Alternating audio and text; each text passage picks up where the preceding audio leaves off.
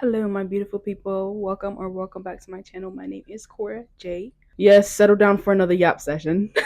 You already know what the fuck going on. Um, yeah, I'm chilling. I'm chilling today. It's not even late into the day. It's what? It's 2:30 already. Damn. When people wake up at like 5 o'clock, 6 o'clock in the morning, I be like, "You did your laundry today, huh? You did your laundry. You did your homework. You walked the dog. You took the kids to school. Then you went for a whole 8 hour shift, and then you came back home. You went to the gym.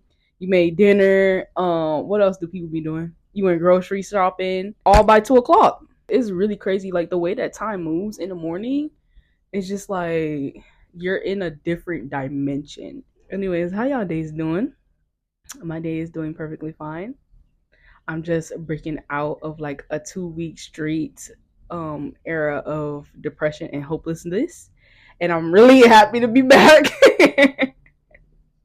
Really happy to be back smiling and kikiing and shit. Like shit was really sweet. And it wasn't. But I'm really grateful. I have this new intention to practice gratitude on a daily. So every morning I'll try to go on a walk or a jog. And before I go on a jog, I take my vitamin D, and of course you do the regular thing, brush your teeth, wash your face and shit, and then I'll go outside and meditate and list 3 things that I'm grateful for that morning, if I'm grateful for something, because some days it's just like, why the fuck did I wake up, like, you know what I'm saying? And that's okay, and that is okay. But those days I don't even pressure myself. I'm just like, it's okay, it'll come. If it doesn't come today, you got tomorrow. All right? It's perfectly fine. I feel like having that grace with myself really allows me to actually enjoy the practice of gratitude and not pressuring myself to be grateful that I woke up this morning. Be grateful for your hands. You know what I'm saying? Like sometimes you just, like, your heart is not genuinely in it. Like, yeah, I got hands, and like if I didn't have them, blah blah blah. But I feel like it means more for it to come from a place of like being genuine than pressuring myself to feel grateful for being able to walk. You know what I'm saying? Y'all get what I'm saying. Anyways, so today, what did I say? What did I say? This morning I said I was grateful that I woke up with the energy to go on a jog because I haven't gone jogging in like 4 days. Oh, did y'all see that saliva fly over your head? I apologize. Um, yeah, I'm grateful for the energy to go jogging. Um, I forgot the other 2 things that I wrote down, but there's more that I'm grateful for that I didn't even put on the list. Today I done hit a lick on my mama and my grandma. They bought me a good collection of things from Publix today. I got a Publix up, and I want y'all to listen to me closely, okay? I want you to walk in that Publix. I want you to go straight to the deli, right? I want you to tell them I want a honey maple turkey sub on white bread, whatever size that you want, right? Half a full, that's your business, okay? Um, Ask them for extra mayo. Extra mayo. All right. And then when they put the meat on there, go ahead and ask for some cheddar cheese, and ask them to add the hot honey sauce first before they toast it. Okay? And then when they take it out the toaster, I want you to ask them for lettuce, onion, tomato. And if you're feeling a little bit fancy, ask for the salt and pepper, vinegar, whatever. I don't be doing that. Maybe salt and pepper on a fancy day, but that's your business, okay? I want you to go home and I want you to make love to that fucking sub. I want you to make love so hard to that sub that it's just like literally you're not about to eat anything else in the next month or two. I want you to really indulge yourself, okay? Because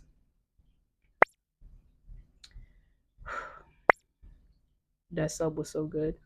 And even better because I haven't eaten a pub sub in a long time. I recently I recently realized how much I grew up eating. Like the amount of foods that I grew up normalizing, like the proportions of my food that I grew up normalizing, I recently learned like that is not okay. And there's no reason that like every other day I should be eating half a fucking chicken tender pub sub in one sitting. That's like inappropriate. That's misconduct against myself. But it's okay because we tighten in the fuck up. And that's why I haven't eaten pub subs in a while. On top of so many other things too, I deleted fucking social media from my phone, even YouTube. I have this boundary with myself that I'll only download YouTube if I'm uploading something. And I like to do like this little preview thing for myself. Like I'll be the first person to watch my videos and like it, of course, because if I don't love my shit, like who else should I be expecting to love my shit? You know? So yeah, instead of doing that on my phone, I just do it on my laptop or the TV or something. Um, and man, it's just been hard. It has been more difficile, but I'm hanging in there. And honestly, the boredom that has been produced from restricting myself from excessive dopamine hits through food, through social media, through whatever other vices I may have, um, that boredom definitely transitions into something else. It definitely transfers into other things. Look what I fucking painted the other day. I literally sat and painted this in one sitting, which is very impressive for me because it's always been kind of hard for me to sit down and do something for a very long time. Even if I love that thing, you know what I'm saying? Like I like painting. I like drawing. I like watching SpongeBob. I like playing games. But sometimes it's just like you got like 10, 15 minutes of me doing this shit max. You know what I'm saying? It's nothing else that I have planned for the day. I just like I don't know. It just like I don't know. I gotta go like run or something. I gotta go expel energy real quick. I don't know. It just feels really weird to just sit in one place and do the one thing for a long time. But sometimes I'm able to really lock in, and especially without other distractions. Like I literally just be here, and I'm like, I could sit here in silence all day. It don't help that we kind of like in the country a little bit. Like it's nothing to do. It's nothing to do. So like the other day I just sat down and I painted that, and that's not even a big thing, but like I haven't painted in a long time, so I was just like I just really felt like locked in. That probably took maybe like 2-3 hours to do. Nothing too crazy either.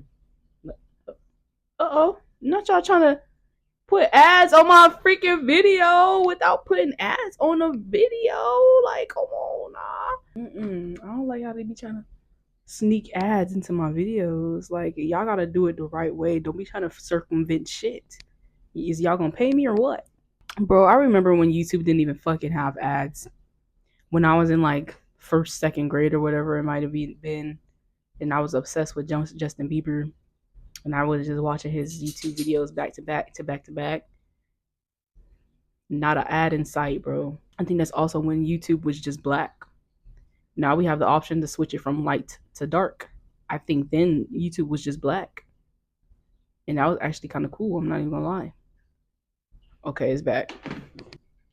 Y'all, believe it or not, I actually came on here to talk about something specific. Because the other day, I was going to my mom's favorite store in the world, Dollar Tree, right? My mama and I went to, no. It was me and my boyfriend, not my mom. My mom was not there. It was my boyfriend and I. We went to go get my dad some birthday balloons, right? Um, we walked in and it's this older lady and what I assume to be her grandchild in the buggy, right? So the grandchild, she must have been like maybe 5. I heard her say like, "Oh, the balloon's cute. Like, can I get the balloon? Can I get the balloon?" And tell me why grandma Loki snapped on her. She was like, "No, you was not getting no fucking balloon." I was like, "Grandma broke, huh?" Dog, no, but same though. It's like I understand it, but like don't take your anger of being broke out on your grandchild. Like just be like, oh, maybe next time, sweetie, not this time. I didn't bring money for the balloon. I'm so sorry. Something I don't know. And I feel like when we're kids, it is very common for like our parents to not, you know, open up about not having enough money for the thing that you're asking for. I think that that is like something deeper in like your psychology, your personal psychology, your relationship with money type of thing. And I feel like parents also might feel like embarrassed about disclosing that to your child. Like, yeah, nigga, we broke. Well, it's just like the child might already know that though. Let's get back to the story, right? So, like I said, I'm there for birthday balloons for my dad. We go straight to the balloons. I hear the girl asking for a balloon, and the grandma tell her, "No, I feel bad." And I'm like, "Oh man, like I wish I could get her a balloon, but I came here on my mama dime. Okay, so I can't just be adding another balloon for this random stranger girl, you know." So whatever. I continue to do the thing that I needed to do.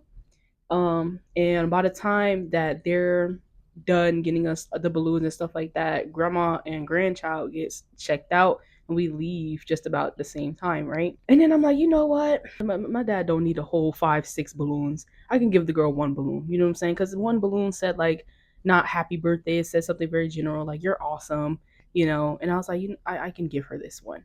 You know, even if it's not the one that she was eyeing specifically, because I don't know.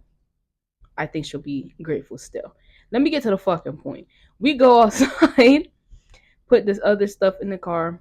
I come back with one balloon to the lady's car. I approach cautiously because you cannot be just pulling up on people, right? Especially when they're like actively strapping in a child in the car. I'm like, excuse me, ma'am, is it okay if I give her this? And I didn't want to say balloon because, you know, she's a kid at the end of the day. You know, kids be hearing something, she might just click like, hey, balloon? Yes, I've been said I wanted a balloon. Give me the balloon. You know what I'm saying? Hopefully she's not paying attention and I'm being like subliminal with the grandma. The grandma gonna talk about some um no, you cannot give her the balloon because next time she's gonna ask for a balloon again.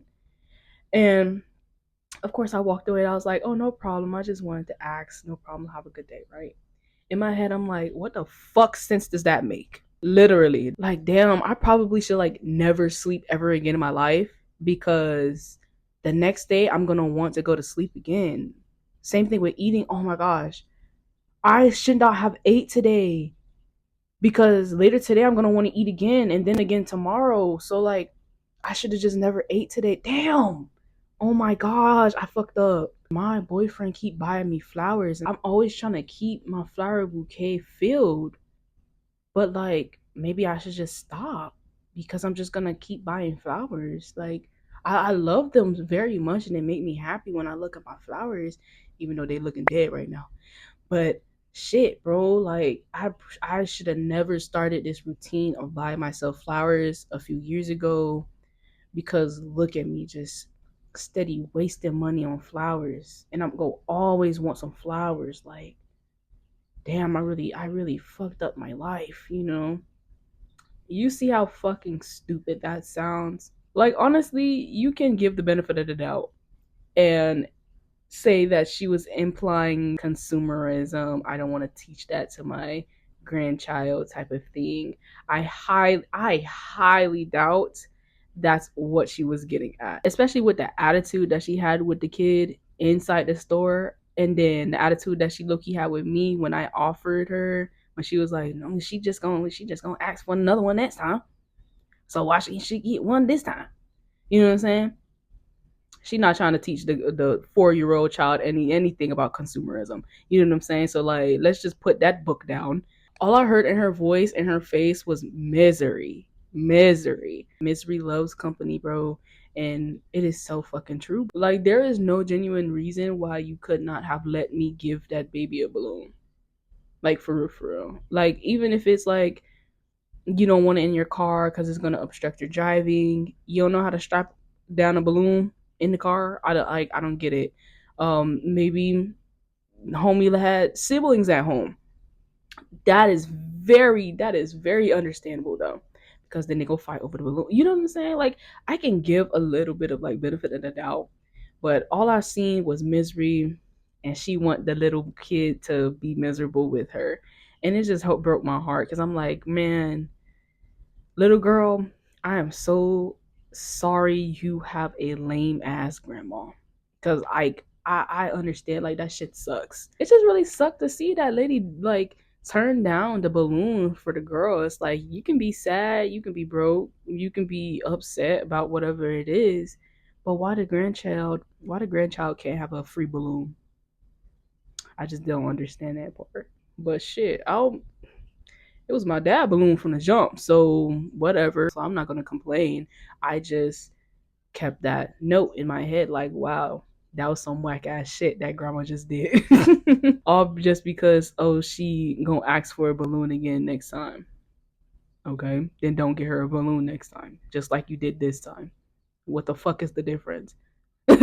What the fuck? It just reminds me of this mentality of like, I suffered, so other people have to suffer as well. That is really some whack ass shit. Like, I was watching, I think a TikTok, I think some years ago, how they were doing like a social experiment, asking people like, did you pay student loans? Where are you with paying them? Would you vote for student loans to be canceled, or whatever the question was, right? And the number of people that was like, no, them other motherfuckers need to pay their student loans because I had to pay my student loans, was crazy. So many people said that. And I was just like, what? Like, what? Like, oh my, I literally like flabberfucking-gasted. It's so crazy. Niggas is really out here just being fucking miserable and evil and just trying to pass that shit on. Imagine if that shit was real, like a law was trying to be passed and it was up to the people. Should fucking college education be free? Should higher education be free for American citizens? Imagine that a lot of people would actually vote no. Like a lot of the like citizens and working class will actually vote no just because they had to pay their student loans.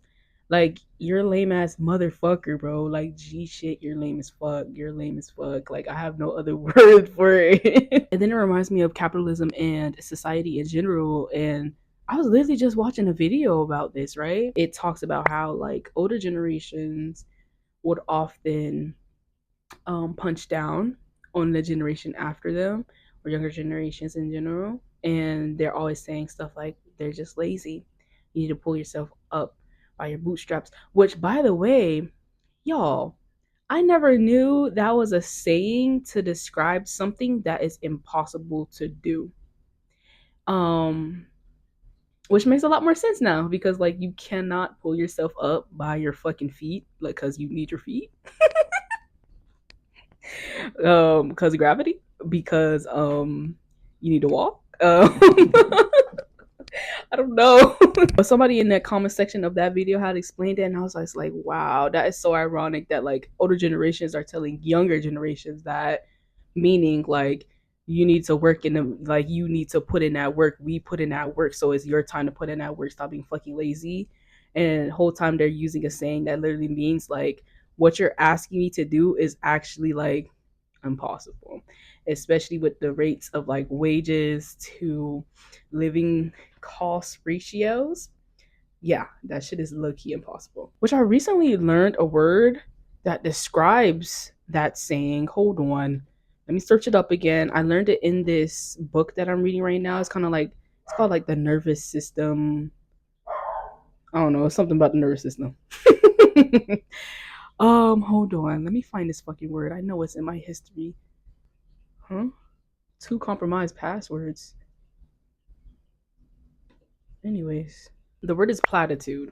Okay. A platitude is a trite, which I think means an unoriginal, overused remark often used to dismiss structural challenges.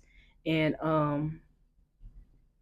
absolutely, yes. It says, yes, pull yourself up by your bootstraps is considered a platitude. Originally, the phrase was coined in the 19th century to describe an impossible or absurd act.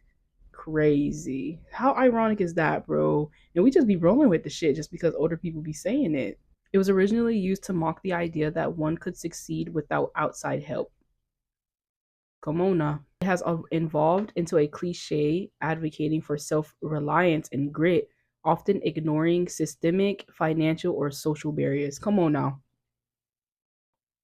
Clock that shit. Clock that shit. Come on, Webster. Webster Dictionary. But to continue about the video, um, what was I saying? Older people be talking shit. Oh yeah, the narrator of that video was explaining how like older people punch down on younger people in this generation. They think that we're lazy, we're not doing enough, or that we're complaining about situations that they had to push through, you know. But he also talks about how ironically it was kind of their responsibility to set the future up for us so that we don't struggle as much, or so that we don't all have to collectively struggle under these systems, you know what I'm saying? Under capitalism, under patriarchy, under blah blah blah. You get what I'm saying? Like niggas talking about some pull yourself up by your bootstraps. How many unions have you been a part of? You know what I'm saying? How many protests have you been in? How many companies have you been boycotting? You know what I'm saying? To make sure that like our government gets the idea that we're not gonna put up with this bullshit. It just gave me kind of like a aha moment, you know, because I'm like, that actually is kind of true. Reflecting on how you felt when you tried to apply for this, that, and the third, and there were so many obstacles that you had to jump over, you know what I'm saying? How did you feel when you had to work your whole fucking life away, couldn't even hang out with your kids, don't even know your youngest child favorite color, favorite activities to do, you know what I'm saying? Um, how did you feel the way that you feel, and then still decided to have kids and not advocate for their future? You know what I'm saying? And not fight for their future to be better than what you had. You get what I'm saying? We see and we know that this American government is fucked. Of course, things are going to get worse, you know, because nobody's fighting, nobody's talking about it, nobody's raising, you know.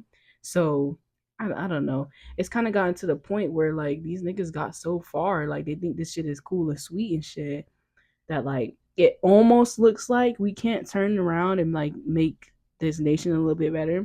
But we really just we gotta lock in.